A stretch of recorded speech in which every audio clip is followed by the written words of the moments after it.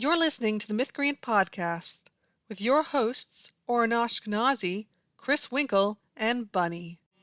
There was a castle by a waterfall with a pink and purple wall and a princess living there. She had no parents and was all alone. She got by on her own and she liked it pretty well. 'Cause she never wore socks. She had a pet snake. She bought a red guitar and she ate a whole cake. And there wasn't anybody there to tell her what to do, so she did what she wanted to. Everybody knew the story of the princess who saved herself. Welcome to the Mythcreant Podcast. I'm Chris. And I'm Oren. Did you know there are 5 types of lines in a podcast conversation? Really? 5 specifically? Okay, this sounds real. Exactly 5. Yeah, there's informative lines, joke lines, subtly trying to correct what somebody else says lines. That one is pretty important. What about non sequitur lines, where I talk about spaghetti for 5 minutes? That definitely happens. There have to be sandwich Discord lines, right? Like, surely that has created a 6th category. Oh yeah, that's good. And our 5th time can just be laugh lines, where we're laughing in response to each other. What about opening bit lines? Is that already covered by one of the types? I don't know, that might be part of the informative line, or is it its own? There you go. You sorted it all out. See, I've got it. I've cracked the code. Now all we have to do in a podcast is just pick one of those lines. But like every time before we say something, we need to pick a line type. It's going to go well. Press it and then get some auto-generated suggestions. What could go wrong? Sometimes I do feel like that when people sort things into types, that it's just kind of silly and arbitrary and like, okay, but what are they for? But at the same time, in many cases, it is really helpful because it takes something that's sort of big and amorphous and makes it a little bit less amorphous, makes it less vague, so that you can get inspiration from different types, or it can be ways of thinking a little bit further about it and kind of understanding it a little bit better, that kind of thing. Just like when we have turning points, we break it down into different types of turning points. That really gives people ideas for what they can do for their turning point. And so 5 types of narration is just me breaking narration down into what I see as the sort of natural divisions. And they have some overlap and fuzzy areas, but I do think that it is important for every manuscript to have some text in each of these categories. And when we get manuscripts, very frequently, one of them could be missing altogether. One of them could be underused. And that's actually a really big problem. Whereas, of course, they can be overused too. And that's when people start to get bored. As an enlightened centrist on the topic of categorization, I believe that you should do it when it's helpful and you shouldn't do it when it's not helpful, and I'm sure that that distinction is very easy to tell and there aren't any arguments over it. With these particular types, as outlined in The 5 Types of Narration Every Novel Needs by Chris Winkle, I find these helpful because when I am working with a client, it is useful to be able to tell them there is a certain kind of narration in your work that needs strengthening, and I can tell them what it is because we have a term for it, and because these categories at least generally correspond to actual things in the work, these are useful categories that I can tell them, as opposed to we just made some up about how your categories are aura writing and spiritual description, and that would be meaningless. I could tell them to work on their aura writing all day and they wouldn't know what to do with that, but I can tell them to work on their description, and I can describe what that is if they don't already know it, and then I can help them that way, and I don't have to just say, work on your wordcraft, just make it better, generally. And I should mention that I think almost all of these terms come from the writing industry in general. I'm not sure I've made any of these up. Like internalization, maybe, but people talk about internal narration, I'm sure of it all the time. So I've just put it into a neat list. When we do look at narration, it always does generally fall under one of these types. Now, the other thing being dialogue, which is not technically narration. The secret 6th category. Secret 6th category, as strange as that may sound, because narration means that you have a narrator. Whereas like dialogue is also something that appears in live action in a play or a movie when action is unfolding. So it's technically not narration. We can talk about it a little bit, but unlike the other types of narration, it's also optional. You can totally have a story with no dialogue and have it work just fine. The other ones, I think there are going to be problems if you leave them out. Not that people don't try. Sometimes people try with some of them, but at least for a novel, when you have a really long work, I think you can do a lot more experimental things if you have just a piece of flash fic or a real short story. But I think any novel that tries to skip one category altogether is going to run into serious trouble. I was just going to say that I think a novel, it would be tough to do one without dialogue, but possible, whereas I don't see how you could do a novel without one of these types of narration. I just don't see how it's possible. Okay, should we get started? So, number 1 is description. I refuse to describe what that means. I won't do it. Description is anything that is focused on building a sensory experience that kind of grounds you in the story world. Obviously, what things look like, what they sound like, what they feel like. When it's something that is there not to really build sensory splendor, but just to say, oh, this happened, like somebody shot somebody else, I might not call that description anymore, then I would call that action. But if you have movements that are part of the scenery, like birds flying between the trees, that's not like an important event in the story. That's scenery, then I would call that description. Description is pretty frequently neglected in the editing manuscripts we see. I wrote a book where it was neglected. My description's average at best. I got no stones to throw. Description, much like some of the others on this list, is one of those things that people often have horror stories about books that went on way too long with their description. We always make fun of Tolkien for that, and rightly so in some cases. And so as a result, that sometimes makes writers think that they should skimp on it, and also it's hard to know what's good description and what's just going on and on. The thing I remember in a lot of epic fantasy books is they arrive at a new city, and there's 2-3 paragraphs telling me exactly what the city looks like. And I oftentimes can't understand it. It's boring. I start to skip it. That's not great. But I do think description is often best when it's intermixed with other narration instead of in big chunks, because it does not move the story forward. It helps with immersion, it helps the story feel real, and when the story feels real, emotion is stronger and the story feels more impactful, and that's great. But the story also can't move forward. It is stopping to smell the roses, which means that nothing is going to happen. And so, like, when you have big chunks of it, you end up putting the story off in some way. It's also great for emphasizing what's important in the story. Generally speaking, you describe things that are important more than things that are less important, because otherwise it feels like you're wasting time. Partly it's just down to expectations. Like, if you describe a random guard with a lot of description, it makes it sound like that guy is important, and if he's not, your audience is going to feel misled. But it's also just a question of being efficient. If you try to describe everything in lots of detail, your book will never get anywhere, so you focus on the things that matter.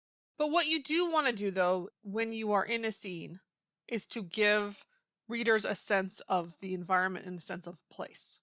And so a lot of times what I see in manuscripts is there's just a new scene in a new place, and I have very little idea of what that place looks like, but also just what it feels like. A lot of times it's about atmosphere. Are we in like this sterile clinic with white walls and you can smell the disinfectant? Is that the kind of place we are in? Or out on the beach and we can hear the waves and smell the salt. Can you smell salt?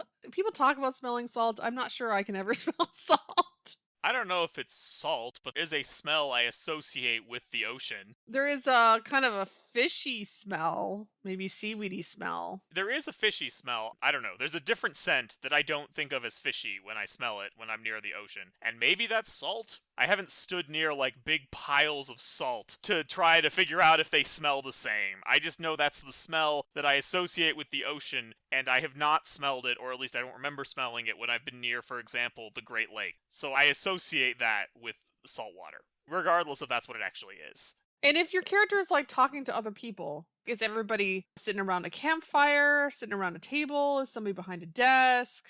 The basics of making it feel like you can imagine the scene. And you don't want to get too specific. You don't want to pin every aspect of the layout down. It's about giving enough that readers can fill in the blank because they have a kind of idea of what kind of place it is, what position people are in, that kind of thing. And especially if you are introducing a fantastical world like non-Earth, then it becomes extra important because I'm curious. I want to know, what do people dress like?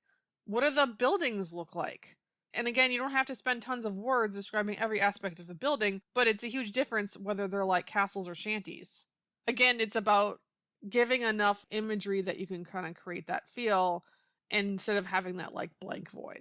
The next one is action, which can get a little hard to tell the difference because, again, we mentioned if you type out that someone is punching someone, did you not simply describe a punch? But it's, I would say, different because it's a fundamental difference in what you are portraying to the reader. It's not a question of what it looked like. You are now describing an action, and if they don't already know what it looks like, telling someone that a punch happened is going to create some image in their mind, but not much. If they don't know what anyone looks like, it'll just clothing mannequins punching each other, which is funny, but maybe not what you want.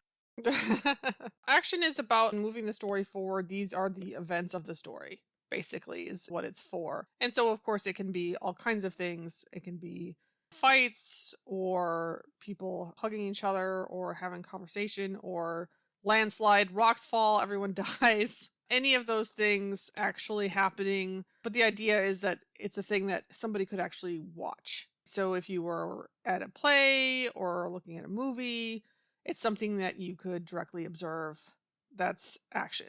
And obviously its big benefit is that it is moves the story forward. It is the main thing that readers are looking for in the story, is to see action unfold. But it also is just kind of weak by itself. Everybody has action. Action is not something that people leave out entirely. As far as I know, I suppose there could be some experimental flash fic out there. But it also, when it stands alone, oftentimes it is very rushed and there's no context that makes it matter. So there can be action, but nobody cares. And I would say that action at least has the greatest potential to carry the story forward, but it doesn't automatically do that, I would say. If you describe a bunch of random things your character is doing that has nothing to do with your plot, like a random encounter they get into where they're investigating a murder, and on the way to investigate a murder, they get jumped by an alleyworm, and the alleyworm's not related to the murder at all. Nothing about the murder plot changes, and they fight the alleyworm. I wouldn't really say that advances the plot, just because by the end of it, you're not any further along on the murder plot than you were before. Just one dead alleyworm now. It does need the support of a story to be meaningful,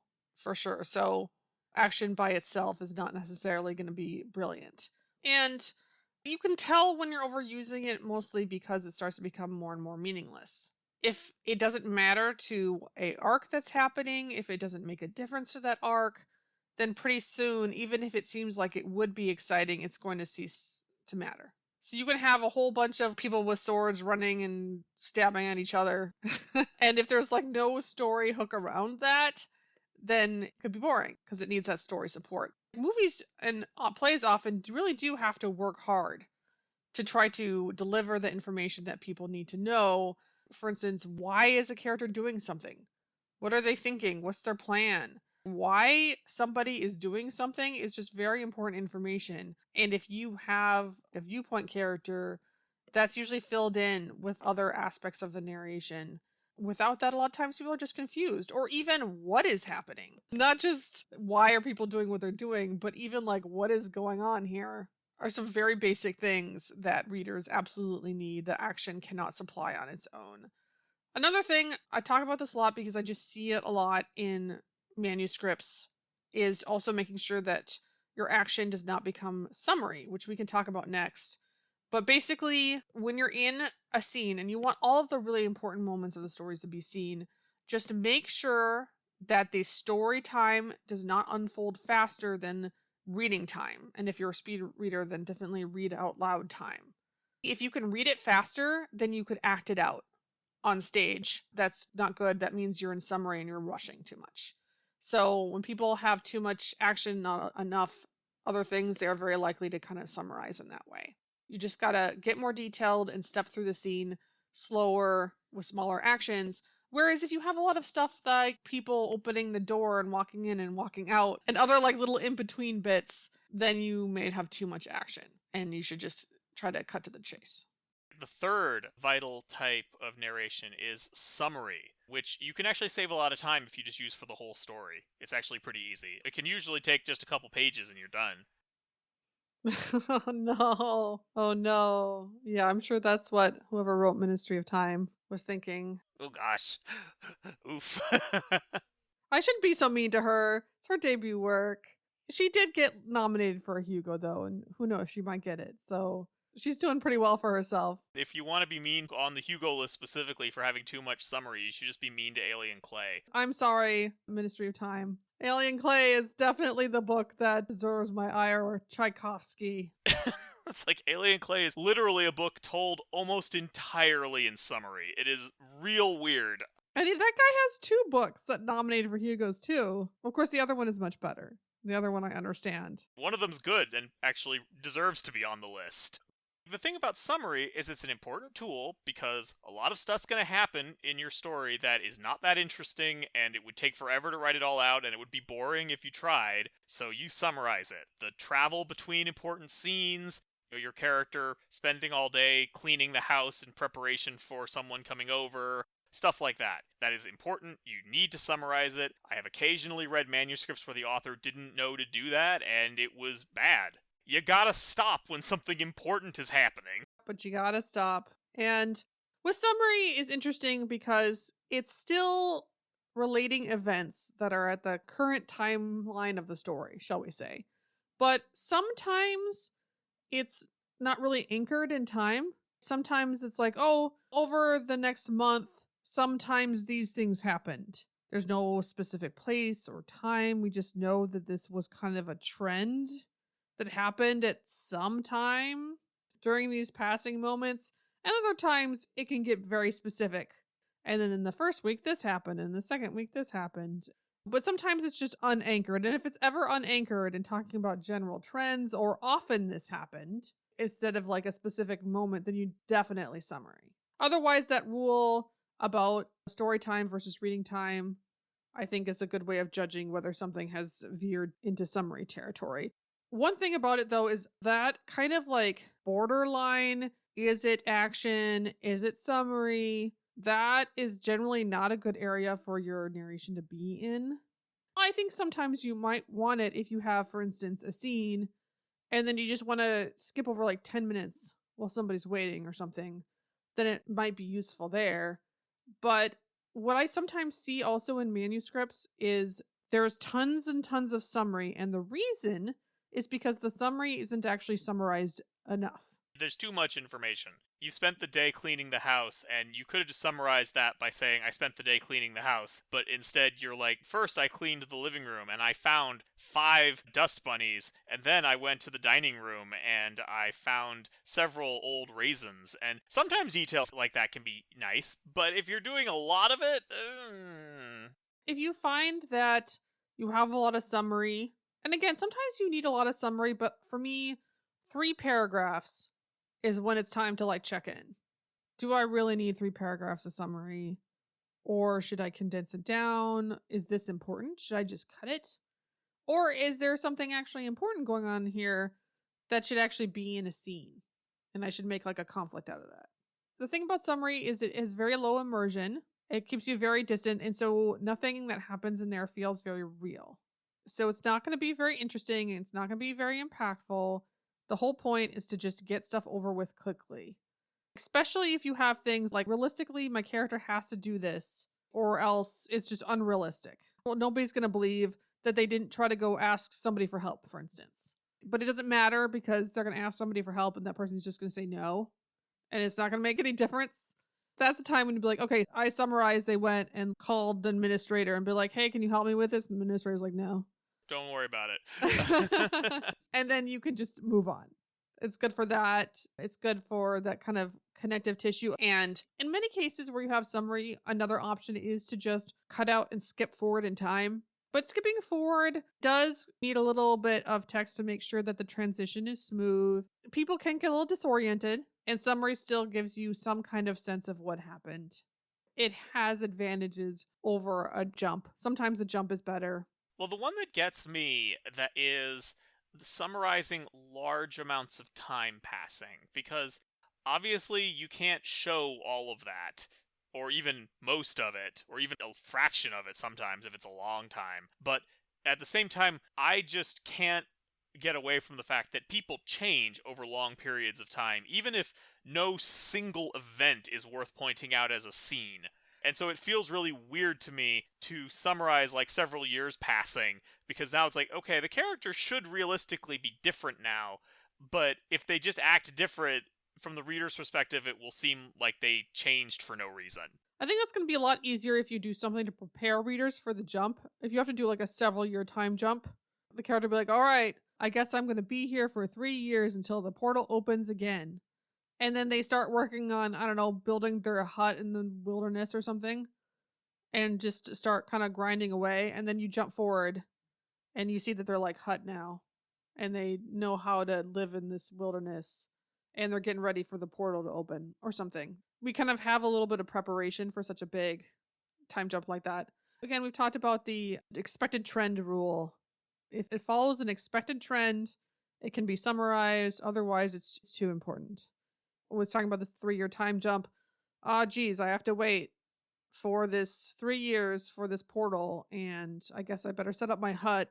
What you would expect from there on out is for the character to like slowly kind of build up their life in this place and figure out how to patch their clothes or make the clothing they need, figure out their food, make themselves more utensils. It's expected that those things will happen. And so then therefore you can jump past them. So next we got exposition.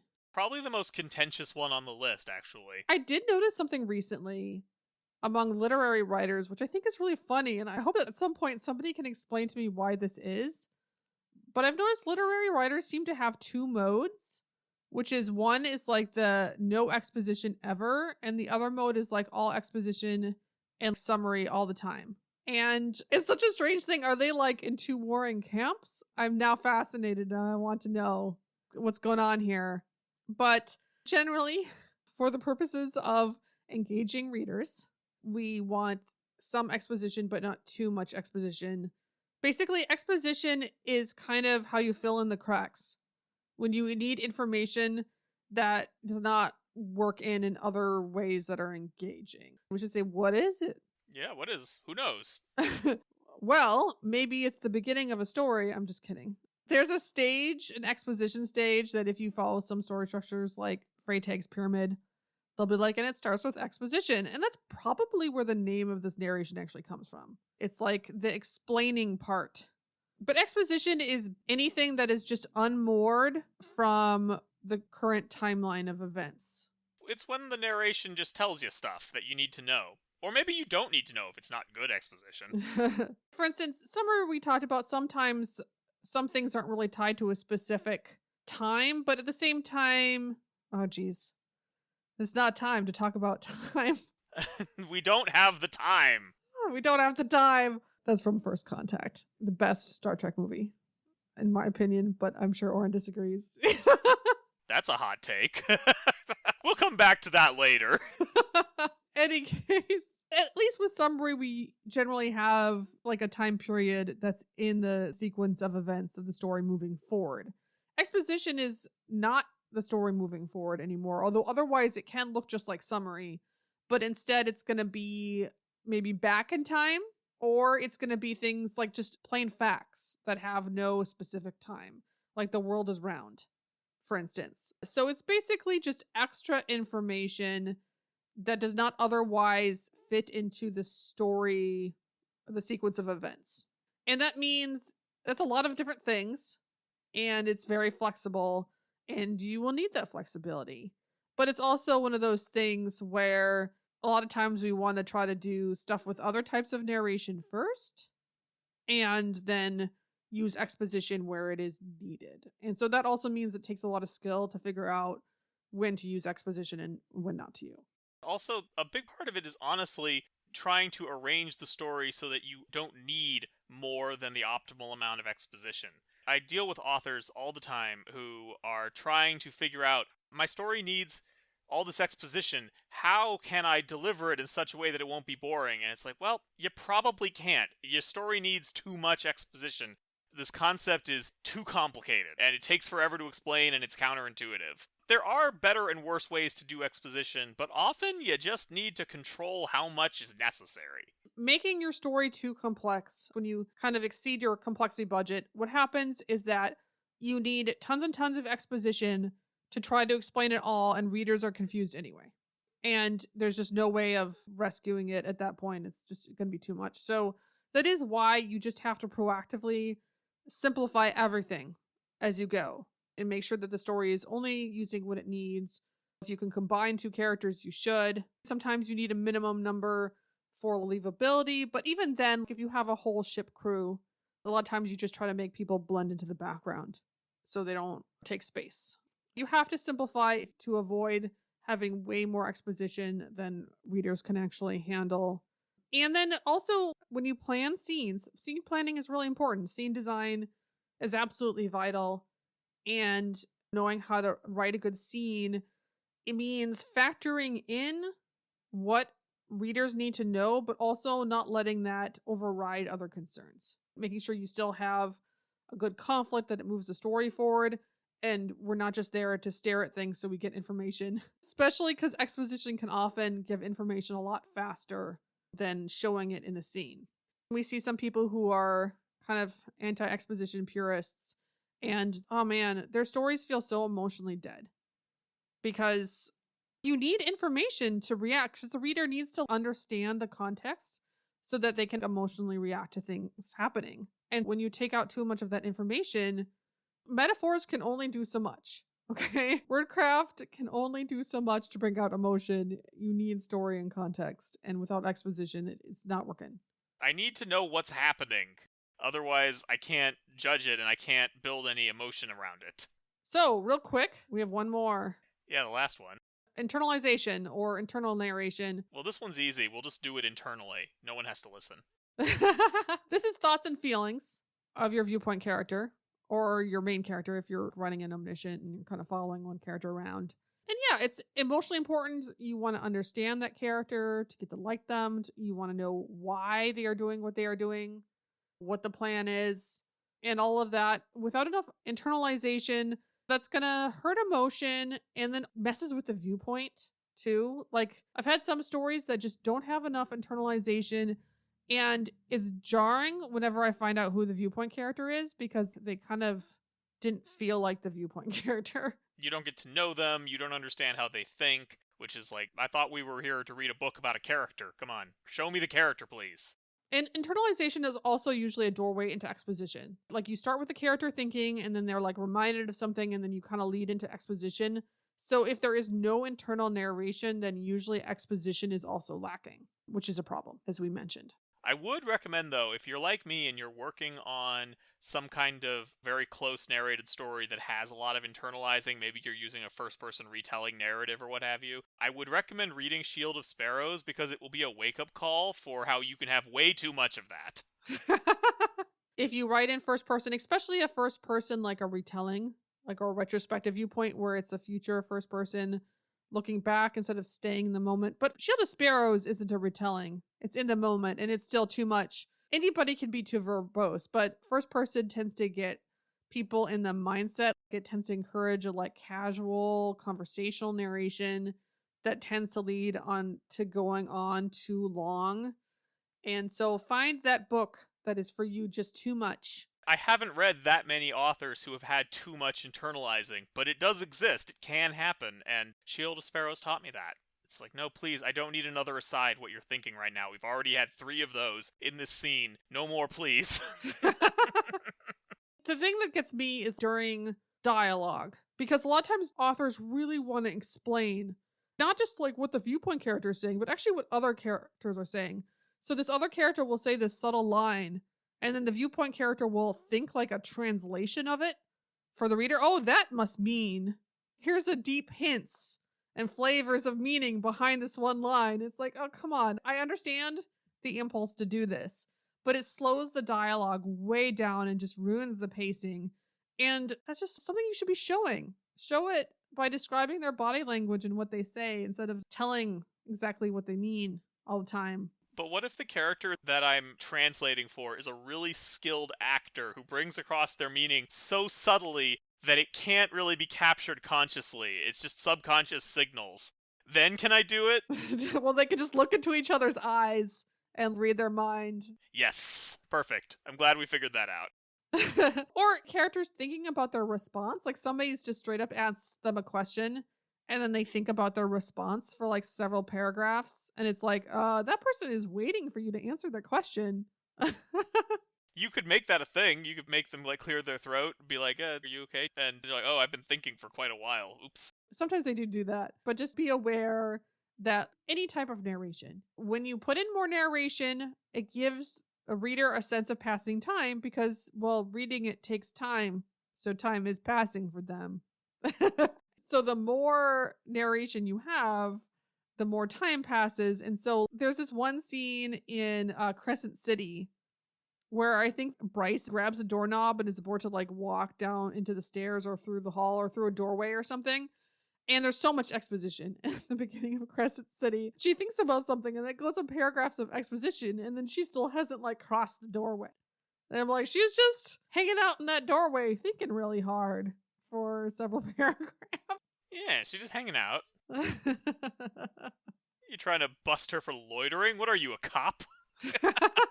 Well, with that, I think we will go ahead and call this episode to a close. And if you found that informative, consider supporting us on Patreon. Go to patreon.com/mythcreants. And before we go, I want to thank a couple of our existing patrons. First, there's Amon Jaber. He's an urban fantasy writer and a connoisseur of Marvel. And then there's Kathy Ferguson, who's a professor of political theory in Star Trek. We will talk to you next week. There was a dragon with a pointy tail. He was bigger than a whale and his breath was terrible. He scared the princess when he came around. Tried to burn the castle down, but she caught him by his tail. Then she tied him to a tree so the dragon couldn't fly. She told him he was mean and it made the dragon cry. When he finally apologized, she offered him some tea. He accepted it graciously. Now he visits every weekend with the princess who saved herself. This has been the Mythcreant Podcast. Opening closing theme, The Princess Who Saved Herself by Jonathan Colton.